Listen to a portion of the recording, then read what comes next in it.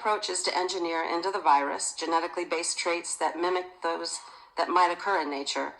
These so-called gain-of-function experiments are not without risks, however, and have generated much discussion over biosafety and biosecurity issues. These safety and security concerns are global in scope, and thus any path forward for this type of research must be developed through an international dialogue. Some of this work fits perfectly the characteristic of dual-use research of concern, a reference to important scientific work that can nonetheless yield information and technologies that in the wrong hand could be misused to cause great harm to the public health or global security.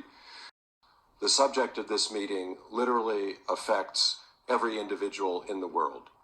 Every citizen in every country has a stake in the research that will or will not go forward with respect to these highly pathogenic agents. And we are very privileged in opening our conversation over the course of these 2 days to be able to hear the perspective of the director of the NIAID, who in this audience needs no introduction. But it is for me a great pleasure and a source of privilege to be able to introduce to you the director of the NIAID, Dr. Tony Fauci. A considerable amount of the activity that goes on in this area from a research standpoint comes from the NIH and NIAID. As you know, we're part of the Department of Health and Human Services, as is the Centers for Disease Control and Prevention, who also have a considerable amount of contributions, both from a public health surveillance as well as from a research standpoint, in the topic for today, which is gain-of-function research on highly pathogenic avian influenza H5N1. Now, there are a few ways to look at gain-of-function research. There's the naturally occurring mutations which naturally give gain of function, and investigators study these effects.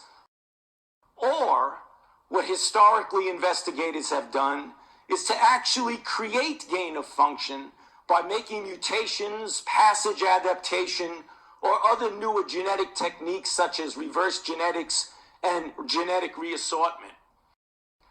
Now, the reason we are here today in this room with H5N1, highly pathogenic influenza, and we're not in this room discussing so many of the other gain-of-function research that we do, is because naturally occurring HPAI, H5N1 viruses cause a reported almost 60% mortality in humans, which triggered a concern, understandably, clearly, that if you give a gain of function of a pathogenic virus to make it more transmissible, that's a whole different story than some of the other things we faced.